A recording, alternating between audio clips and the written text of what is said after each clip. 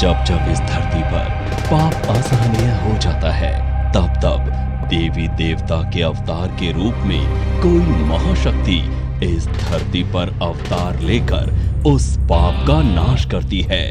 शक्ति से सृजन होता है और शक्ति से ही विध्वंस। शक्ति के बल पर ही हम संसार में विद्यमान हैं। शक्ति ही ब्रह्मांड की ऊर्जा है।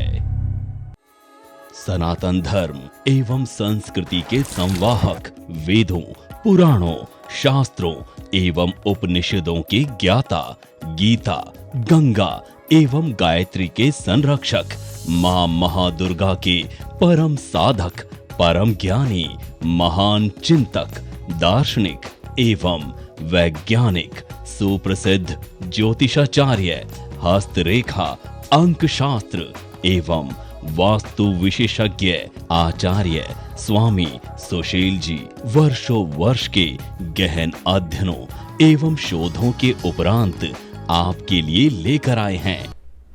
जय मां कामाख्या। आपका बहुत बहुत स्वागत है कामाख्या धाम में। ओम कामाख्याय वरदे देवी नील पर्वत वासिने त्वं देवी जगत माता योनि मुद्रे नमस्तुते। मां कामाख्या के इस महामंत्र के साथ आइए प्रारंभ करते हैं कि सिंह राशि फरवरी माह सन 2023 कैसा रहेगा। वह जो अशुभ ग्रह हैं उनको शुभता में कैसे परिवर्तित किया जाए, उस महा उपाय को भी जानेंगे और उन तिथियों को भी जानेंगे जिन तिथियों को हमको कार्य नहीं करना चाहिए। तो आइए इसको प्रारंभ करने से पूर्व जानते हैं कि मुख्य त्योहार इस माह के कौन से हैं। 1 तारीख को जया एकादशी है, 5 तारीख को माघ माह की पूर्णिमा है, वह श्री गुरु रविदास जी की जयंती भी है। 9 तारीख को गणेश चतुर्थी है, 16 तारीख को विजया एकादशी है, 18 तारीख को महाशिवरात्रि व्रत, वह 20 तारीख को सोमावती अमावस्या, वह 27 तारीख को होलाष्टक प्रारंभ होने जा रहे हैं। अगर हम ग्रह गोचर की अगर बात करते हैं तो सिंह राशि में सिंह राशि के स्वामी जो हैं वह सूर्यदेव हैं और सूर्यदेव वह छठे भाव पर विराजित हैं और छठे भाव में शत्रुओं को तो अवश्य परास्त करेंगे, लेकिन स्वास्थ्य की दृष्टि से भी आपको सजग अवश्य रहना चाहिए। रीढ़ की हड्डी में या आंखों में पीड़ा हमको सता सकती है और मान सम्मान प्रतिष्ठा में भी हानि आ सकती है। लेकिन 13 तारीख को यही सूर्यदेव सप्तम भाव पर पहुंच जाएंगे तो मान सम्मान प्रतिष्ठा में आपको लाभ होगा। और यहीं पर ही शुक्र और शनि देव भी बैठे हुए हैं और शनि देव तो यहीं पर रहेंगे। सूर्य और शनि देव का यहाँ पर जब मिलन होगा तो पिता पुत्र में भी मतभेद पैदा हो सकते हैं। व्यापार में भी निश्चित उतार चढ़ाव आपको देखने को मिलेंगे। और आगे बढ़ते हैं और जानते हैं कि शुक्रदेव मीन राशि में अर्थात अष्टम भाव पर 15 फरवरी को प्रवेश करेंगे और 15 फरवरी से पूर्व यह दशम के स्वामी हैं और इसके साथ तृतीयेश के स्वामी हैं। तो निश्चित लाभ होगा, लेकिन 15 तारीख के बाद निश्चित सुखों में न्यूनता आएगी और जो प्रेमी युगल हैं उनमें मतभेद अवश्य। सुशील गुरुजी की मदद से मुझे वह खुशी मिली है जिसकी मैंने कभी भी उम्मीद नहीं की थी। मेरा जो कार्य था, मेरे बॉयफ्रेंड के साथ मेरी शादी होने के लिए फैमिली वाले एग्री नहीं हो रहे थे, जिसके लिए कहाँ कहाँ नहीं भटके, लेकिन हमेशा सब जगह से निराशा ही हाथ मिली। लेकिन सुशील गुरुजी से जब कांटेक्ट में आए तो उनके द्वारा दिया गया मार्गदर्शन से मेरे और हमारे बॉयफ्रेंड की फैमिली वाले सभी एग्री हुए। इसके लिए सुशील गुरुजी को दिल से धन्यवाद। पैदा होंगे। बात करते हैं राहु देव की, तो राहु देव भाग्य स्थान पर विराजित हैं। अगर आपकी कोई योजना पहले से बनी हुई है तो वह साकार रूप ले रही है। आप अगर विदेश जाना चाहते हैं और अड़चने अगर पैदा हो रही हैं तो निश्चित आपको लाभ होगा, आप जा सकते हैं। और यहीं से ही राहु देव जब पंचम दृष्टि से वह पंचम भाव को देखेंगे तो निश्चित थोड़ा सा सुखों में न्यूनता अवश्य आएगी या संतान पक्ष की तरफ से थोड़ा सुखों में जो अड़चन आ सकती है। बुध देव की अगर बात करते हैं तो बुध देव 7 फरवरी को मकर राशि में अर्थात छठे भाव पर प्रवेश कर जाएंगे।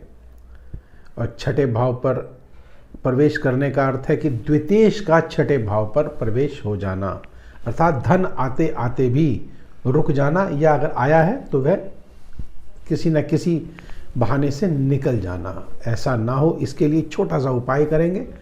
उसके करने के बाद निश्चिततः इस माह को आप मंगलमय चमत्कारिक बना सकते हैं। वह धन से आप परिपूर्ण हो सकते हैं, सुखों से परिपूर्ण हो सकते हैं, समृद्धशाली हो सकते हैं।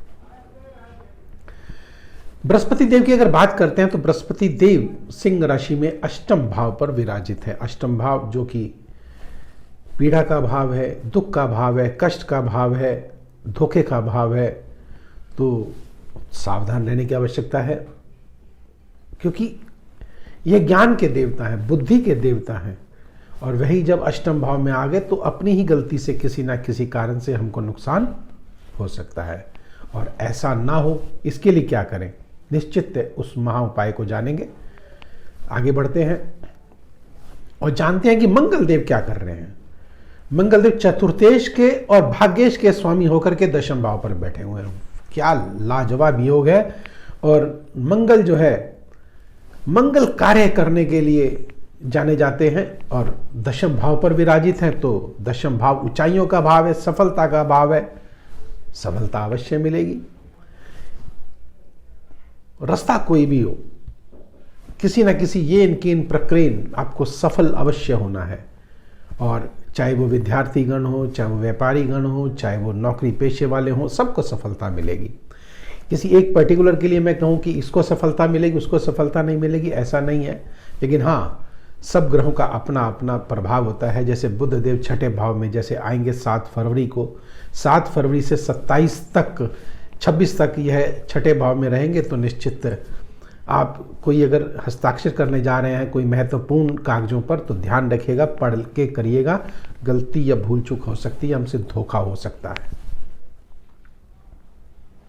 यही छोटी छोटी सावधानियां होती हैं जो अगर बरतेंगे तो हम इस ज्योतिष शास्त्र का भरपूर लाभ उठा सकते हैं। और अगर हम इनका ध्यान नहीं करेंगे तो फिर तो जैसा चल रहा है, और फिर हम धोखे के शिकार भी हो जाएंगे, नुकसान के पात्र बनेंगे। फिर कहेंगे कि नहीं, ये जो है ज्योतिष जो है ये ठीक नहीं है। इस तरह की जो दुविधा मन में आती है वह बिल्कुल कदापि गलत है। देखिए, जब हम इस धरती पर खड़े हुए हैं तो वह भी एक गुरुत्वाकर्षण बल के कारण खड़े हुए हैं। हम विज्ञान को झुठला नहीं सकते, मैं भी झुठलाना नहीं चाहता, लेकिन अंधविश्वास में आपको डालना भी नहीं चाहता। ये पूर्णतः विज्ञान है। हमारा ज्योतिष शास्त्र विज्ञान की कसौटी पर पूरा खरा उतरता है, बशर्ते कि इसको जानने की, पहचानने की आवश्यकता है।